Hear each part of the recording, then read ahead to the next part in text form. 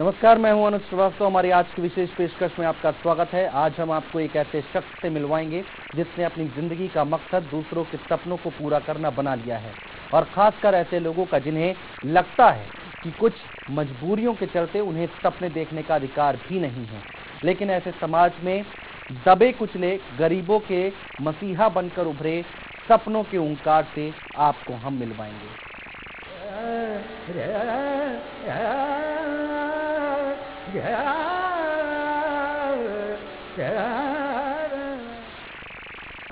तो चलिए आपको लिए चलते हैं आगर मालवा के तनोडिया गांव में और मिलवाते हैं मिडिल स्कूल में सहायक शिक्षक के पद पर काम करने वाले ओंकार लाल यादव।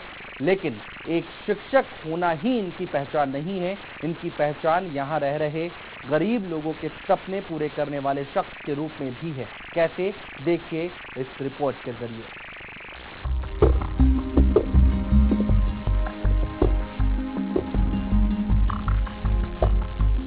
मैदान में जोर आजमाइश कर रहे ये सारे बच्चे किसी एक शख्स के ख्वाब को पूरा करने और अपने दिलों में एक हसीन जिंदगी का ख्वाब पाले हैं। आगर मालवा के ये सारे बच्चे रोज एक खास मकसद के तहत यहाँ जमा होते हैं। जी हाँ, यहाँ सबका मकसद है। इनसे मिलिए, ये हैं तनोडिया गांव के मिडिल स्कूल में सहायक शिक्षक के पद पर काम करने वाले ओंकार लाल यादव। लेकिन महज एक शिक्षक होना ही इनकी पहचान नहीं है। एक कामयाब पुलिस अधिकारी बनना कभी ओंकार लाल यादव का सपना था, जिसको पूरा करने के लिए इन्होंने जी जान लगा दी। और एक वक्त ऐसा भी आया जब ओंकार लाल यादव ने सब इंस्पेक्टर के लिए लिखित परीक्षा भी पास कर ली, पर करनी को शायद कुछ और ही मंजूर था। दरअसल यादव एक बेहद गरीब परिवार से ताल्लुक रखते थे। जब वे महज 15 साल के थे तभी उनके पिता की मृत्यु हो गई और उनके परिवार की प्राथमिकता सिर्फ रोटी कमाना ही बन गई। हालात से हार कर आखिरकार ओंकार लाल यादव ने सब इंस्पेक्टर बनने का सपना छोड़ दिया और घर का खर्चा चलाने के लिए एक टीचर की नौकरी कर ली। जी सर, 98 में मैं SI में परीक्षा में रिटर्न तक गया हूँ, लेकिन कुछ पारिवारिक कारण से मैं ज्वाइन नहीं कर पाया और इस शिक्षा के क्षेत्र में आ गया। नौकरी के कई साल बीत जाने पर अचानक एक दिन ऐसा भी आया जिसने ओंकार लाल यादव की जिंदगी को पूरी तरह से बदल दिया। दरअसल ओंकार लाल को जब ये पता चला कि गांव के 2 लड़के सिर्फ गरीबी के चलते फौज की ट्रेनिंग नहीं कर पाए और परीक्षा में अयोग्य घोषित हो गए, उसी दिन से ओंकार लाल ने ये ठान लिया कि जो सपना कभी उन्होंने अपने लिए देखा था वो जरूरतमंद युवाओं के जरिए उसे जरूर पूरा करेंगे। शुरू में आर्थिक स्थिति में 2 बच्चों को आर्थिक स्थिति जिनकी बहुत खराब थी, जिन्हें अपमान सहना पड़ा किसी कोचिंगों के कारण, फिर मैंने उनकी तैयारी करी और वो दोनों सफल हो गए, है ना। एक मलवासा से था और एक बदगुन से था। और मेरे मन में तब से ये उत्साह जगा, क्यों ना अपन इस क्षेत्र में गरीब बच्चों के लिए ऐसा कराया जाए ताकि वो रिस्पांस भी बहुत देते हैं, सम्मान काफी देते हैं, और मैं बहुत ही गर्व महसूस हुआ। ओंकार लाल की मेहनत रंग लाई और लगातार कड़ी मशक्कत और लगन से उन्होंने अपने ख्वाबों को साकार करना शुरू कर दिया। अब तक ओंकार लाल के ट्रेनिंग कैंप में तैयारी कर 71 बच्चे आर्मी, 1 एयरफोर्स और 2 बच्चों का चयन पुलिस विभाग में बतौर सब इंस्पेक्टर हो चुका है। ओंकार लाल इसे ही अपने लिए सबसे बड़ा सम्मान मानते हैं कि इनके ट्रेनिंग सेंटर से निकले कामयाब बच्चे जब छुट्टियां लेकर घर आते हैं तो अपने घर जाने से पहले वे ओंकार लाल के पास उनका आशीर्वाद लेने आते हैं। जब वो आते हैं छुट्टी पर तो पहले मेरे घर आते हैं, उसके बाद उनके घर जाते हैं। तब से मैंने ये लक्ष्य ले लिया कि हर गांव से गरीब बच्चे को मैं आर्मी में भेजूं। ओंकार लाल के ट्रेनिंग सेंटर में दर्जनों ऐसे गरीब बच्चे आते हैं जिनके पास एक हसीन जिंदगी के सपने तो हैं, लेकिन गरीबी उनको पाने में सबसे बड़ी रुकावट है। वो ये तय नहीं कर पाते कि मजदूरी से मिले पैसे से रोटी खाएं या फिर परिवार को भूखे पेट रखकर अपने भविष्य की चिंता करें। लेकिन ओंकार लाल के पास आकर उन्हें ये महसूस होता है कि दुनिया में कोई ऐसा भी है जो इनके सपनों में अपने सपने देखता है, जिसका लक्ष्य इनके लिए एक बेहतर जिंदगी है। सर को बहुत बहुत धन्यवाद देना चाहेंगे कि छोटे से गांव में इतनी अच्छी सुविधा हमें, और सौभाग्य की बात है क्योंकि बाहर जाने से अच्छा बेटर इस गांव में है, क्योंकि सर के मार्गदर्शन में हमें कम पैसे निःशुल्क पैसे में हमें अच्छा मार्गदर्शन मिल रहा है और काफ़ी सुखद अनुभव कर रहे हैं। सर का हमें गाइडेंस मिल रहा है।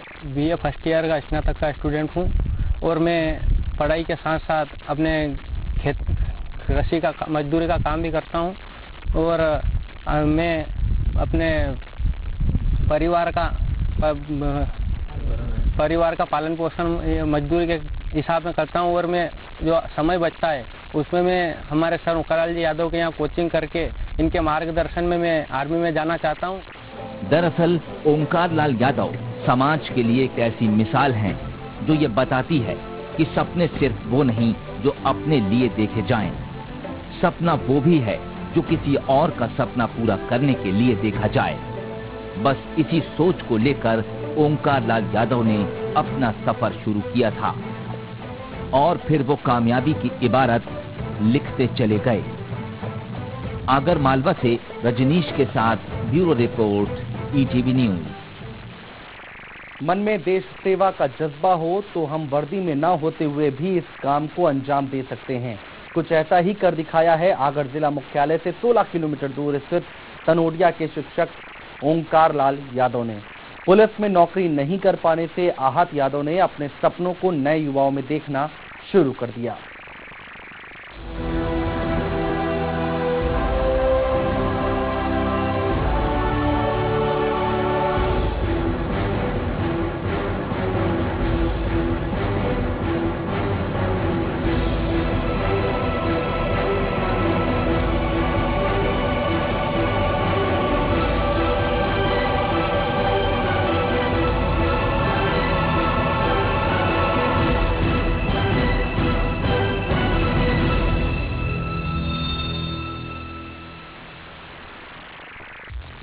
कभी पुलिस विभाग में अधिकारी बनने का सपना पाले ओंकार लाल आज दूसरों के सपने पूरा करने में जी जान से जुटे हुए हैं।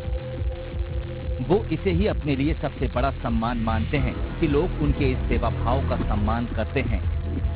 साथ ही ओंकार लाल को इस बात का सुकून भी है कि देश के लिए जिस देशभक्ति और सेवा भाव को वो अपने अंदर देखते थे, आज उनके प्रयासों से एक ऐसे समाज का निर्माण हो रहा है जो देश के लिए समर्पित है।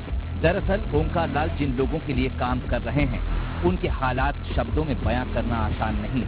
चलिए आपको एक ऐसे परिवार से मिलाते हैं जिनका बेटा ओंकार लाल से ट्रेनिंग लेकर फौज में सिलेक्ट हुआ है।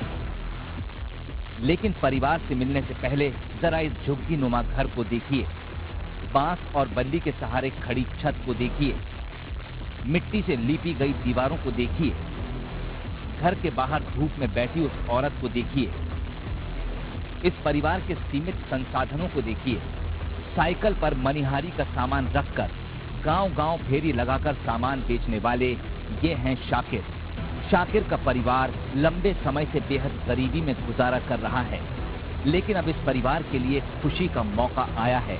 दरअसल शाकिर के बेटे रिजवान का फौज में सिलेक्शन हो गया है। इससे पहले रिजवान खान के मन में भी बड़े सपने थे, मगर रिजवान के परिवार की माली हालत ये थी कि उसके परिवार को 2 वक्त की रोटी भी कमाना मुश्किल था। रिजवान के पिता साइकिल से आस-पास के गांव में जाकर 50-100 रुपए का सामान बेचकर बामुश्किल अपने परिवार के लिए 2 वक्त की रोटी का इंतजाम कर पाते थे। ऐसे में बच्चों को पढ़ाई के लिए बाहर भेजना और पैसे का इंतजाम करना दूर की बात थी। टूटी टपरी में रहने वाले रिजवान के पिता अपने परिवार के साथ अंधेरे में रहने को मजबूर हैं, क्योंकि जिनके पास 2 वक्त की रोटी का इंतजाम न हो उनके घरों में बिजली की बात करना भी बेमानी है। लेकिन ख्वाब किसकी आंखों में नहीं होते। एक दिन रिजवान के पिता की चर्चा ओंकार लाल से हुई और उसके बाद उन्होंने अपने बेटे को आर्मी में भेजने की ठान ली।